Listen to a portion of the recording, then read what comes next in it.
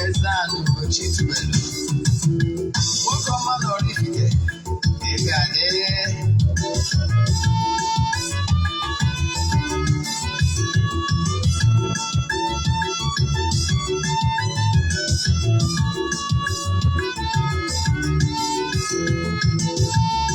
Ọdịnala bụ eziokwu. Ọdịnala bụ ụzọ ndụ.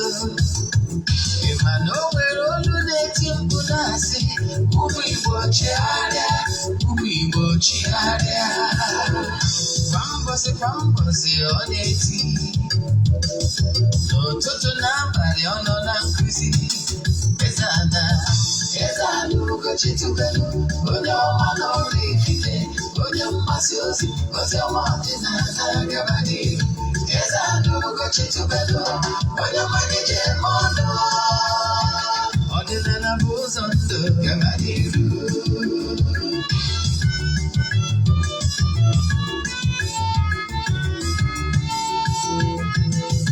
Eze-Ana Ugochi tubelu, onye ọma na oraifite, onye mgbasa ozi ọma ọdịnala gaba n'ihu. Eze-Ana Ugochi tubelu, onye mmanya ji eme ọnụ. Ọdịnala bụ ụzọ ndụ gaba n'ihu. Eze-Ana ga-adị,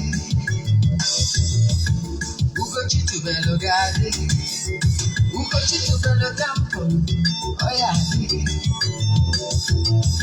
Maka na eziokwu anwa jaja, ndị ụka erighị anyị front and back, ndị oche eri anyị front and back. Front esikala aka ọgọdị ụmụ Igbo si anyị rapụ nke anyị na nke feka mma. Ulu Baịbụl bịa akwụkwọ akụkọ wefekwa chọọchị fa obodo ụka adaba. Mana Ugochi tubelu ekweghị ekwe. Eze-Ana si na ọmamme ọdịnala ọmanwụ jaja. Oge ọbụla ọ na-eti, ọ nọ na nkụzi. Chukwu abịa ma gbaa gị ume. Ọdịnala ya dị. Eze-Ana Ugochi tubelu, onye ọma na oraifite, onye mgbasa ozi ọma ọdịnala gaba n'ihu. Ọtụtụ ọma na ụmụ ọdịnala Igbo, abịa m n'oge awa nke eziokwu.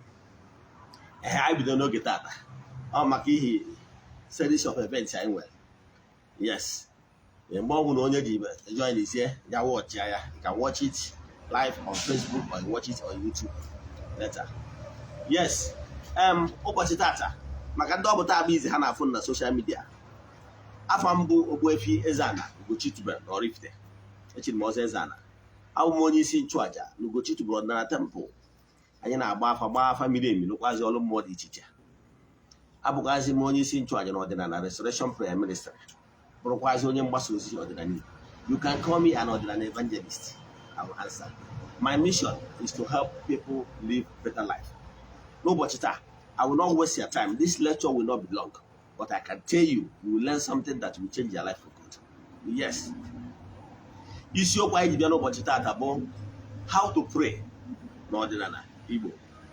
And ihe atụrụ anya n'aka gị ga na-eme kwa mgbe ka ihe wee kesịrị gị. How to pray in Igbo spirituality and then what you must do. The power of consistency. That is our today's topic. Mana before ngari mma ma obere ọkwa dị mkpa. Echefuna na aja anyị na-achụ kwa ọnwa nke ọnwa April ga-ebido na April 6. So ị nwere from tata bụ 2nd to 5th, only 3 days ka ị nwere iji wee join anyị. Ndị na-ajoin bụ mbụ amadugo ka esi eme mana maka gị gbaba onye ọfụ ihe ị nidiri ime wee forward ya 3 prayer requests. Then make donation token to the account number. A chat them to the WhatsApp. I was saying the other details I needed from you in order to book you. My WhatsApp number is 0805 7837 672. I repeat, 0805 7837 672. Aja anyị na-achụ bụ aja anyị iri n'Igbo. Aja esigoro na ya bụ onye ọtụtụ ndị mmadụ elu. We don't show testimonies, but if I tell you what testimonies people are getting, You'll be surprised. There is power in spoken words. Aja in a Jana temple 14 days, below the 6th, 19th. Jachusia Bata, Wobos, present people's prayer requests to the entities of powers at the temple. To Aja, but I gave Michikuya, I gave Wim, Buano di Chiche, Mekwasia Saraka. I can tell you, it helps a lot. Because was able, Echefuna. Now, I didn't counseling and the administration.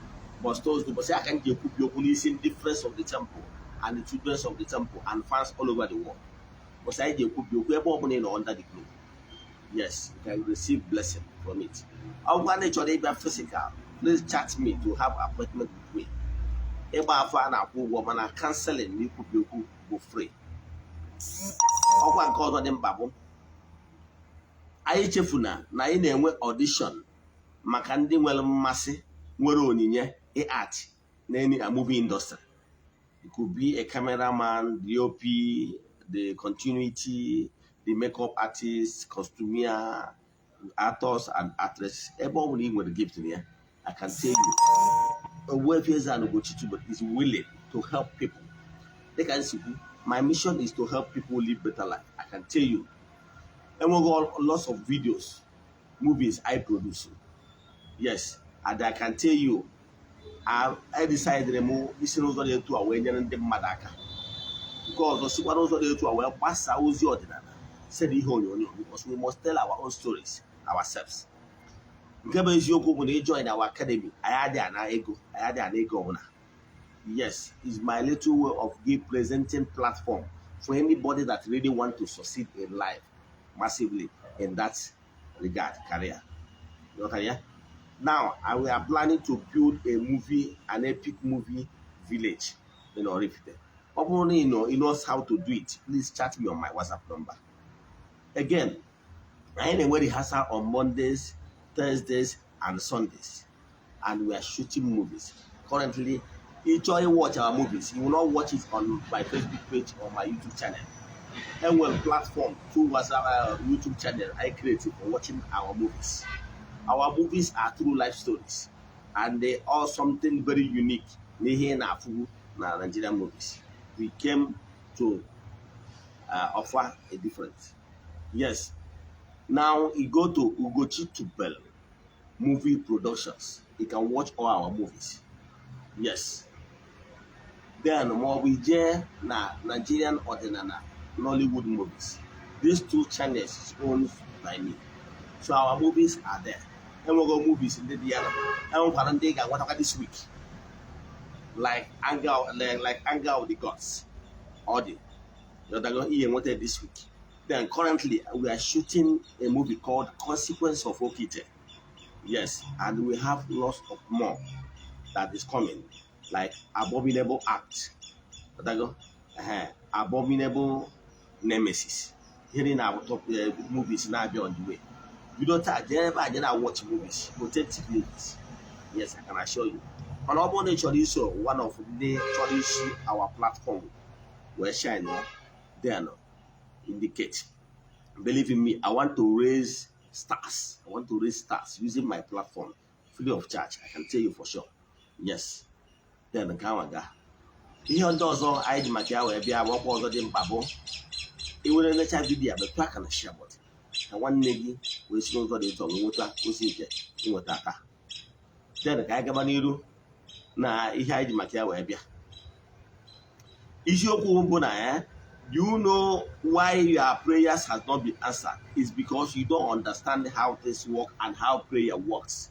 And what is prayer? Prayer is being go for no Igbo. Ikpe ekpere n'onu Igbo. Ịdara ịkpọrọ ịga ọfọ maọbụ na ịkpọrọ ya ikpe ekpere omenala Igbo. Mana prayer bụzi n'onu Igbo. Akụwagoro gị ihe wee ekpere. Kọwalụ 4 cardinal points dị na prayer maọbụ ịga ọfọ. Ije na my YouTube channel ị ga-afụ ebe nkụziri ya ọfụma. Now ka anyị na-akụzi tata wụ follow up.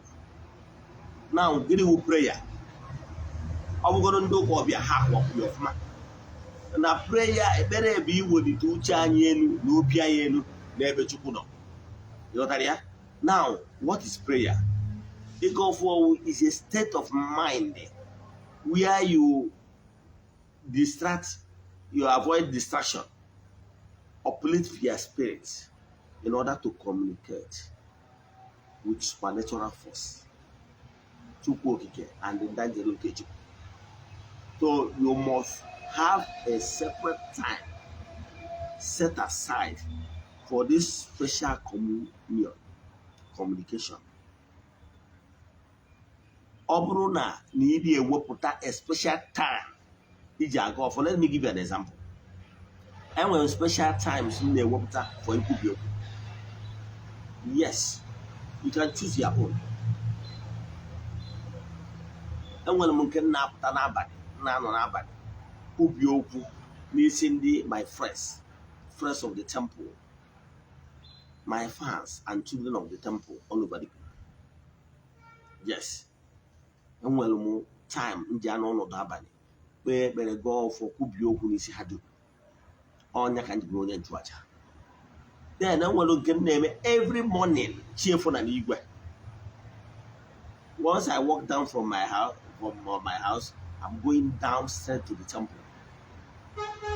At that time, I will not open my gate. I'm not ready to see anybody. I'll go straight there. Listen to the name and behind them when I'm asking.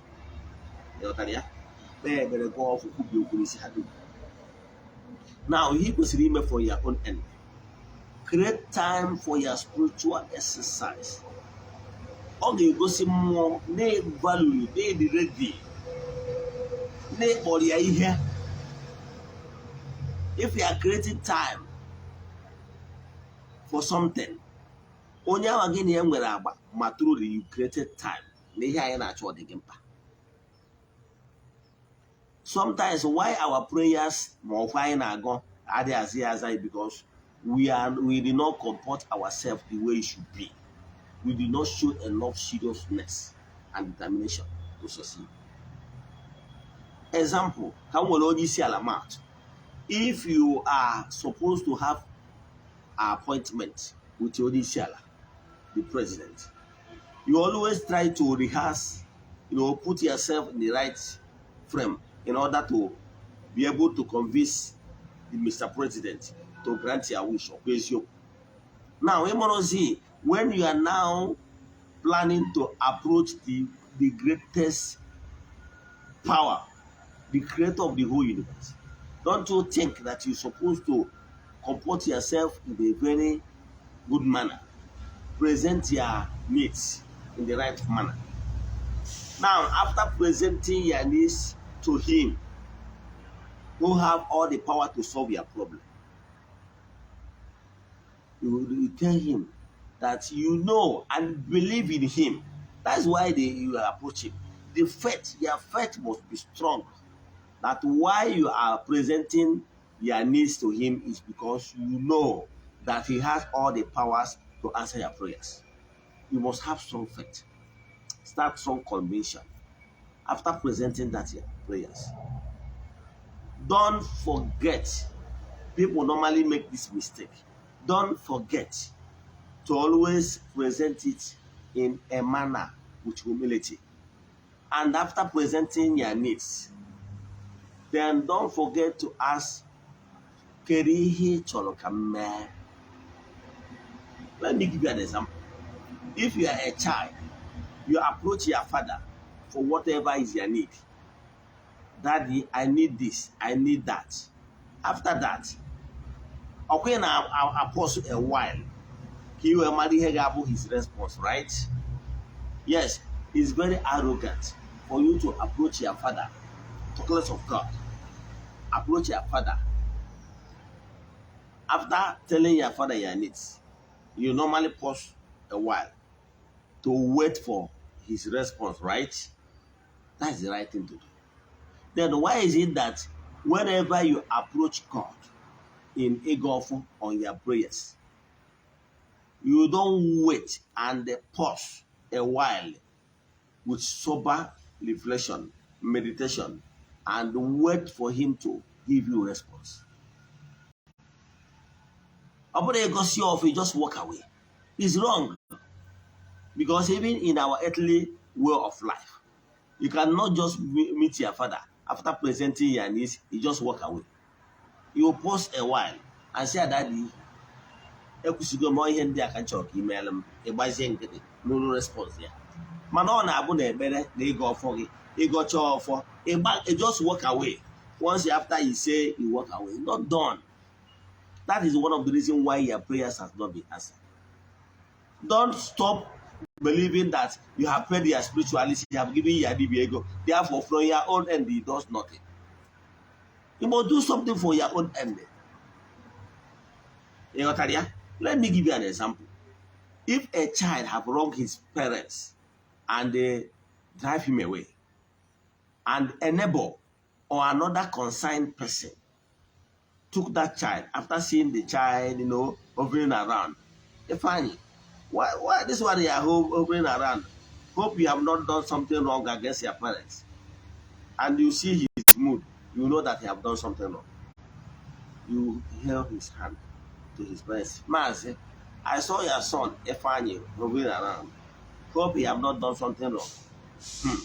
The parents will open up. This boy, he doesn't have to be. You, the person that trying to mediate between the parents and their son, after pleading on behalf of the child, the son, he left for the son to say, Daddy, Mommy, I'm sorry, to show that remorsefulness, so that parents will know that this boy you are pleading on behalf have really repented. So even if your dibia or your spiritualist is just pleading on your behalf to the entities of powers, presenting your case, then from your own ending, you should show that sober, you should show that remorsefulness, you should show ready to make amends. That is where people don't make mistake. You will be thinking that you have given your spiritualist money, you have done this, you have done you have killed cow, you have done that. For your own end, it does nothing. So you must show commitment so that whoever that is listening to the pleading of your spiritualist will look at you as well. That you have turned a new leaf. If not, if you have this I don't care attitude, that after I have given my spiritualist money, I have given my Libya money, and for your own end, you put this attitude of I don't care, I have paid. Then, the entities of power that are supposed to look at you, your mood, while listening to whoever that is pleading on your behalf, will take it as you are not serious. There are so many things that normally makes prayers to be answered. Sometimes it takes a week, sometimes it takes days, sometimes it takes months. You understand? For your prayers to be answered. You know why? Because there are so many things, entanglement. There are so processes. Sometimes some entities of powers that are responsible for your predicament need to be appeased. And whoever that is praying for your well-being, it's like the prayer will be going to all the spirits concerned in your matter. So some matters are not that easy. There are some cases you will have with some spirits. Minor appeasement, they will accept. But there is some stepping on toes you have done in the past that will warrant scrutinizing, consistency, appealing. So you must know the right mind after praying, presenting your case for your own end. Pause a while and ask him, listen to your inner being, your intuition. Your intuition must be telling you something. But why you are suppressing that intuition power, intuitive perception, is because you have crowded with negative aura your spiritual vibrations. Therefore, you are not that voice that you said is tiny. I can tell you, by the time you keep believing in that voice and doing yourself good, nurturing it, that voice will become a little bit louder. as you are maturing. So pay attention to it and develop it for your own good. Again, what we must do and know is how things work in creation. Yes. Again, consistency. That's na ikpere ekpere ma ọ bụ na mmadụ rụrụ ọrụ a week, days, weeks, months, you have football result. It's not enough for you to give up. Giving up is not an attribute of wise and successful people. Listen to all how they started. All these successful people you see. Check how many times they tried and failed. They keep trying. Let me give you an example. Let me use a story. Why I normally like use some illustrations. Ndị man nkụzi m mana ihe nji ama ọnwụ ha atụgbu ichefu ihe mkpuchite atụ mma. O nwere a man, a legal luminary, they use as an example in the Bible. This man doesn't fear anybody. He's a legal luminary. Now, a woman, a poor woman, has problem with somebody and needed a lawyer, a good lawyer at that, to speak for her. He pleaded with this legal luminary to come to the court and speak for her. The legal luminary said, "Woman, I cannot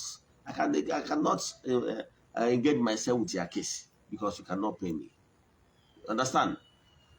Because the legal luminary have given an excuse why she will remain in her problem.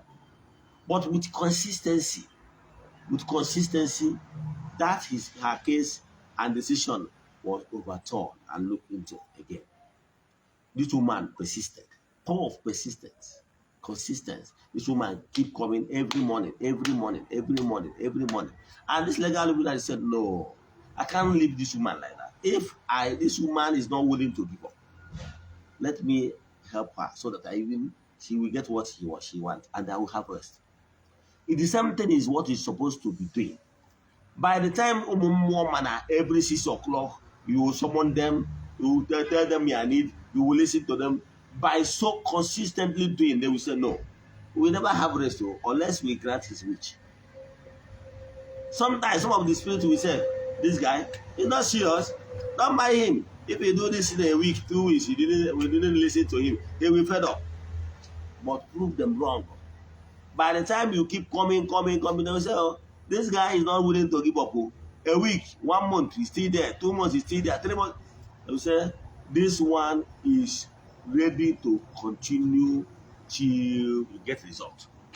I will never let you go unless you bless me." That's an attribute of somebody that really have faith in what he believes in. Believe in your chief, believe in your entities of powers, believe in your instruments, that they will never let you go. They will never let you go empty-handed. Even the story of Shadrach, Meshach, and Abednego, they said, "We believe in our chief, we believe in our God. Even if our God will not save us, He will never give." That singular attribute of faith, conviction. But you, what is your problem? You, yes, you want any man. You fed the achi, did not see result. You fed the achi, they are not result. You are giving up already. You are saying this one than a thing. You don't have faith, and that is the reason even why some of the entities of powers refuse to grant your wish. Because some of them was even raised that allegation in the spiritual world that, "Look, this man is not serious. He's only a pretender. It's because his business is not going well. That's why he's coming here to disturb us. Let's just ignore him." Don't you know that what is happening in the world is what is happening in the spiritual? Some spirit knows that you are not serious. Some spirit know that why you are even talking about your chi and your ancestors, because things are so hard for you. So they will now say, "Look at him. He will not even, he's not serious." The conviction is not from the bottom of his heart. That's why you are failing. I believe in my chi, my ancestors, and my entities of powers with all my heart. Whether they grant my heart desires now or later, I believe. That's why they are working for me massively. So you are supposed to build that. That is Igbo spirituality. That is Ordinana.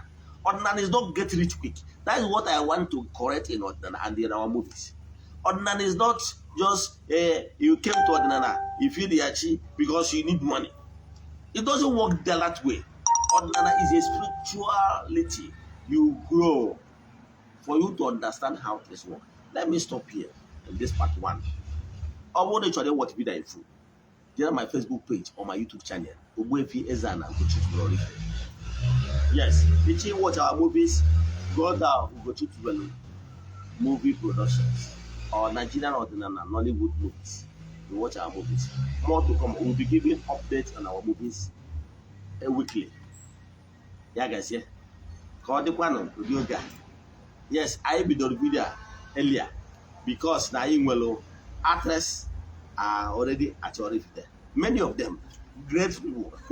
Yes, because I was some shootings I made today, this morning. So let me finish the program so I'll be able to offer my assistance here and here. Thank you. Random. Send them a message on WhatsApp 0805 78 37672. Yeah, guys. Yeah.